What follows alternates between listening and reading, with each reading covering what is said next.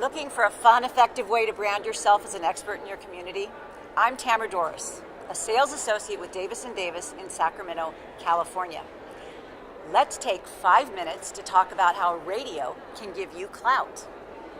I started an internet radio show a few years ago called InLoveWithSacdo.com, and it found it to be a crucial component in branding myself in the Sacramento area. An internet radio show is just what it sounds like, a show that runs on the internet. Listeners tune in by going to my website and clicking a button, and then they can subscribe, so they'll be reminded each time I have a new show.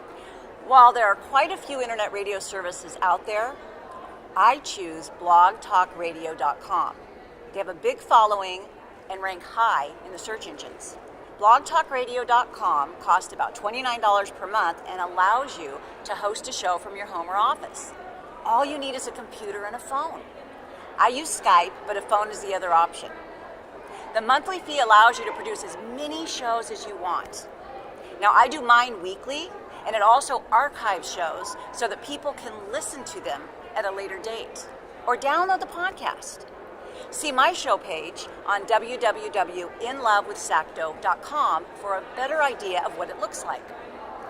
Additionally, the customer service and user friendliness will be key regardless of which resource you use. Blog Talk Radio has a list of guests that I can interview for my show. However, there's new internet and non-internet radio opportunities cropping up all the time, so do some investigating in order to select the one that's right for you. Now, let's discuss the content of your show and how it can help your business. While some people may decide to go with a strictly real estate-oriented show, as I did initially, you will find a much bigger audience and build your notoriety faster if you expand outside of real estate. Think about it. People are usually going to be interested in listening to a show that focuses exclusively on real estate if they're in the market to buy or sell a home. What about the thousands of other people who could be referring you out? This is what has proven to work best for me. I usually have one show a week, each month, and it's strictly on real estate. So I'll have a vendor such as a mortgage expert, an appraiser, or a home inspector. I've even had other agents from other areas on the show. The real estate specific shows are your opportunity to shine. Listeners will hear your expertise and know that you are the local expert when it comes to buying or selling properties in your area. The other shows I do each month have a main draw and a local draw. The main draw can be whatever or whomever you like. I suggest staying away from sensitive topics such as politics or overly edgy content, but otherwise the sky's the limit. What do you find interesting?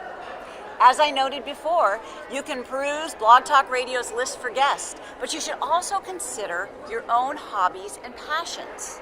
You'll find that people are more drawn to you as someone who has interests and hobbies that span beyond selling houses.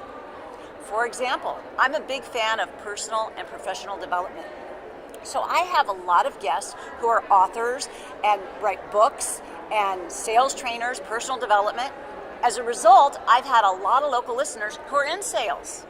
Maybe you're a parent and you have an interest in things that are related to parenting. By having parenting experts and authors on your show, you'll build quick bonds with your local parents in the community. A local draw is important as well. Remember, the goal is to establish yourself as a real estate expert who is highly involved in the community. One thing I often do is highlight a local business. I've had restaurant owners, dog groomers, grand openings, and even winemakers on the show. You can call the business you are featuring the sponsor of the week. Even though you're not charging them to be on the show, you will be amazed at how many businesses will jump to be mentioned on radio. And what does this do? It causes them to tell all their friends and families to listen in. Hopefully, then they'll subscribe to the show too. Another thing I've done is to feature local fundraising efforts. I'm well known for sharing nonprofit event information, and it's pretty typical for members of the community to contact me when they've got a fundraiser that they want to promote. Finally, my show has listeners all over the United States because of social media. While that may not be your goal, but it never hurts with out-of-area referrals, the local impact is huge. I use Facebook, Twitter, and LinkedIn. If you use blogtalkradio.com, you can post the link to the show on Facebook, and listeners can tune right in. I've also found that by going to networking events, such as Chambers of Commerce mixers, and promoting the show, as opposed to promoting myself as an agent, that I've created more bonds more quickly.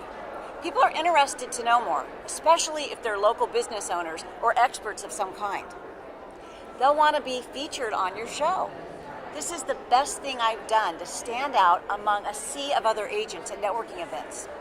It's fun, and it keeps me top of mind as the agent my listeners will use and refer.